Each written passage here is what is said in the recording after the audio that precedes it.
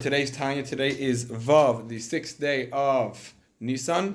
Yesterday we finished off saying how there are four levels, right? In planet Earth, there are four levels of things that make up the world, right? Things that are in this world. So there's Daimim, Tzemeach, Chaim, Medaber. Daimim is things that are inanimate, cannot move, like rocks, sand, dirt, mud. Tzemeach is things that have a little bit of life to them, but they still can move. For example, like trees and leaves and grass and plants. Chai is a level up. It's something that actually has life to it and can walk around, all these things. That's an animal, but it's still missing like brains, knowledge, and can't really make decisions like a human can. And therefore, the highest level is a medaber, is a human.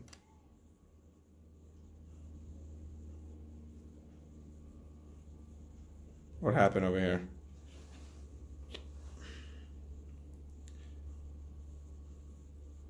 Meeting is on hold. 1 second, guys. Yeah. Everything work now? All right. Now we're going to say, so yesterday we explained the two types of levels. The first two levels, which were Daimim and Semeach, referred to, right, the mitzvahs. There's two levels in doing the actual mitzvah, and we said they were, for those of you who remember, the first level was a mitzvah that's very, very physical, for example, shaking a lulav, or giving tzedakah, or putting on tefillin. And then there's a mitzvah, which is a little more spiritual, because you're only speaking with your mouth, you're saying it with words, for example, Kriya Shema, or davening, things like that. Now we're going to say, so those two things refer to which two levels? Zalman Bosalski, do you know the answer?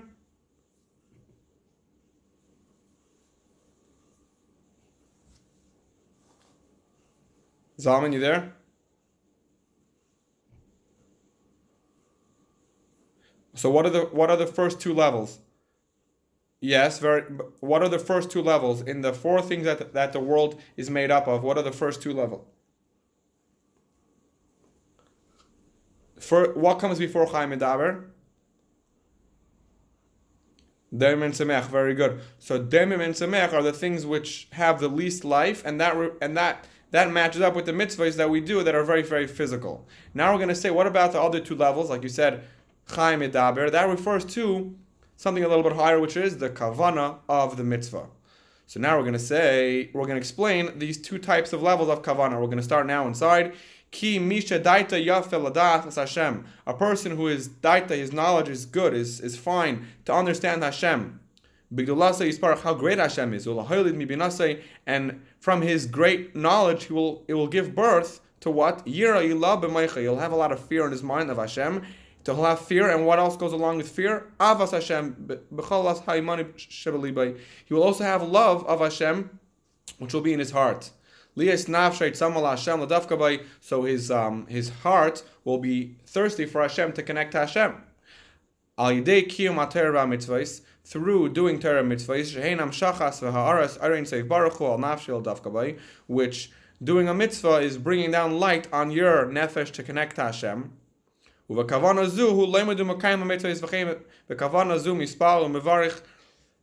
So with this kavanah in mind, when he has the kavanah of how great Hashem is and how Hashem rules all the worlds and how Hashem is so powerful, and with this intention, he goes on to serve Hashem through doing mitzvahs, and also when he davens and he learns. So when he has this kavanah, hare kavanah zu, this intention, this kavanah is like what? Al derech mashal, k'may nishmas hamedaber.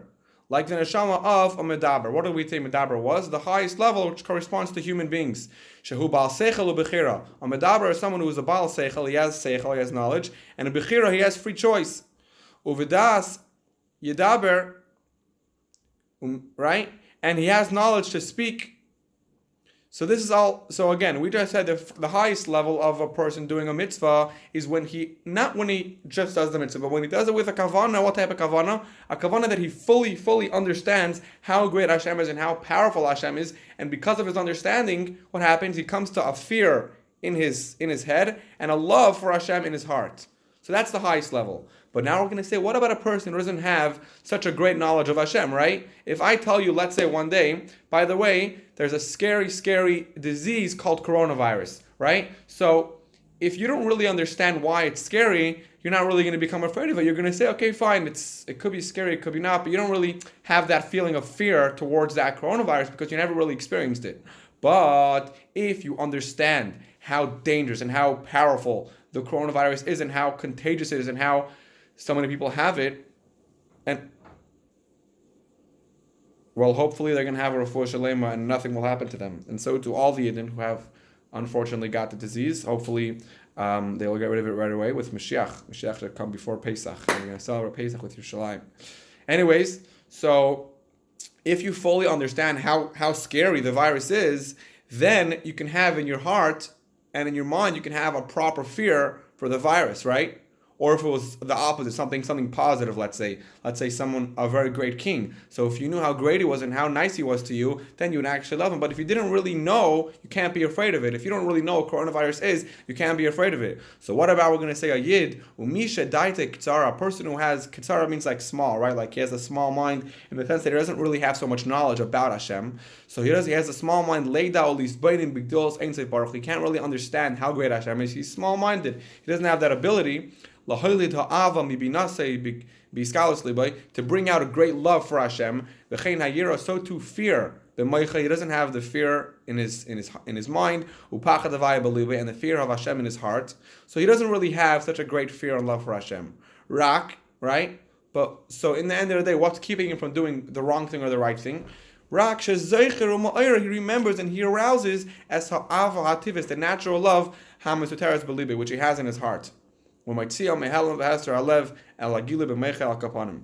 for those of you who remember, for those of you who were doing Tanya a few months ago, we were doing Perek. I think the Prakam Yud Ches through Chavav speaks about Ava Misuteres, which is basically a hidden love that every single Jew has no matter what. So there's two types of love and fear. One, that we said before, is something you have to work on. You have to understand how great Hashem is and how powerful He is, and understand how nature is so perfect and how Hashem created nature and how Hashem made the human being. And doctors, it's impossible for doctors to copy the way Hashem made the human brain and the heart and all these things and how great Hashem is. So then you could have a proper fear and a love of Hashem, something you actually worked on. But what if you don't have that fear? So we say, don't worry. Every Jew has in his heart something called ahava, love, misuteres. What does misuteres mean? It comes from the word nistar, hester, hidden, right? So it's a hidden love you have, which you're born with, right? Sometimes they give an example that it's like an inheritance from our fathers. Our forefathers had this love within them, Avram, Yitzchak, Yaakov, right? So it was passed down to us, and we didn't have to work for it. Right when we were born, on that day, on our birthday, what happened? We had that love and fear hidden within us. And that is something that sometimes it's hidden, it's covered over by many layers. We have to only awaken it. That's the only hard part, is awakening it.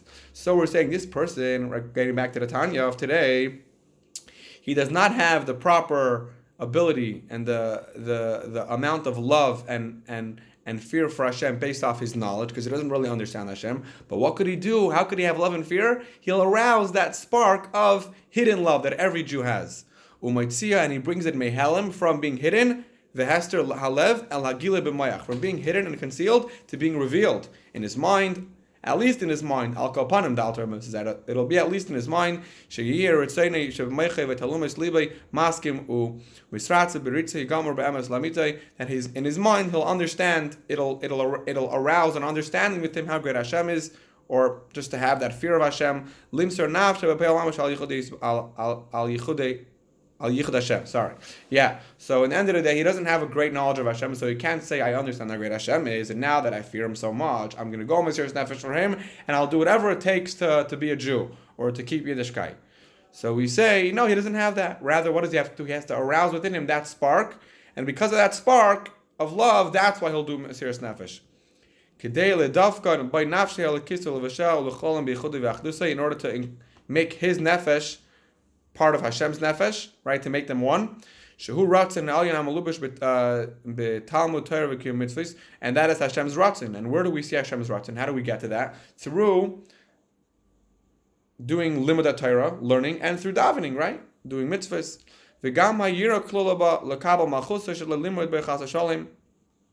And also, so you have love, and also you have fear.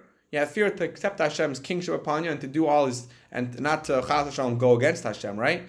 And with this kavana in mind, who's surmei rav asay taiv. He stays away from bad because he's afraid, right, of getting punished, and he goes towards the good because he loves Hashem. So again, you have fear and love, staying away from bad and doing good. And he goes, learns, he davens, and he makes brachas. So, right, one of the stages in davening is first you have to know you're saying the words correctly. Then once you know you're saying the words correctly, right, once you get a certain age, maybe around bar mitzvah time, it would be good to start learning the pirush hamilos of the meaning of the words, what they mean. And then later on, you can have like deeper kavanas that, that are very, very deep. You'll find in Sfarim. So this person, he says, he at least has the simple meaning of the words, no deep meaning. He has a simple meaning of the words. He's not shaking with intense emotion while he's davening with fear and love. He just knows what the words mean. He knows that Maida Ani means I thank you, Hashem. He doesn't know the real deeper meaning. So what is this kavana compared to? We're going to give an example now. We're going to bring it back to our mashal of the four types of elements in this world. The four types of beings in this world. It's a mashal of what nishmas hachai, of the living creature, right? The animal, he does not have a choice. So now we're going to explain what that means. The animal doesn't have a choice. If let's say you see a dog running down the street, right? So there's only a few options of why the dog is running. So either because the dog sees food in the distance, he wants to go eat the food, or because he knows that there's a bigger dog or there's someone who wants to hurt him chasing him, right? But let me ask you, when the dog is running away from this person, does he know that he's running away because he knows that it's bad? No. He's running away because he knows that last time he got hit when he was too close to this person, or when the other dog was close to him, the other dog bit him. So he knows from based on experience, the dog doesn't make that calculation that, wait, this dog is bigger than me, and he has sharper teeth than me, and he's stronger than me, and he could hurt me. He doesn't make that thought process. So too when the dog has food. The dog doesn't think and say, wait, I have to have food for the rest of the week. So now I see a piece of steak on the floor. I'm gonna go run and get it so I can have food so I can survive. No, the dog is just thinking, I know I have to eat. He doesn't really have that thought process of, if I don't eat, I'm gonna die and I'm not gonna have, right? So a dog doesn't really have seichel in that sense that a human does. So this person also, he doesn't really understand how great Hashem is and why you should fear Hashem. He just has that inheritance, what is it called? Ava Mesutaris, in his heart, that will awaken when he tries a little bit hard to awaken it, and that's why he will do something good or he won't do something bad. That define, we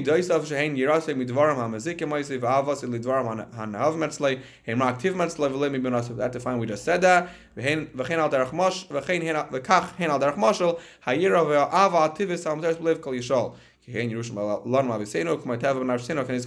So too, the love and fear that a Jew has, that he's born with, it's an inheritance. It's something he didn't have to work hard for.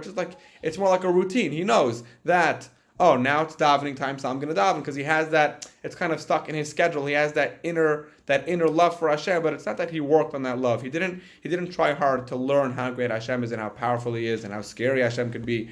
No, it's kind of more like an inheritance, and this is the level of the chai, level of the animal, which just like the animal doesn't really make that thought process of how dangerous the other dog running after him is. So to the person, when he serves Hashem, this Yid doesn't make that thought process of how great Hashem is. Rather, he just knows it because it's kind of something deep down hidden within him. And that concludes the end of today's Tanya Shiur. Yashar koach everyone for joining.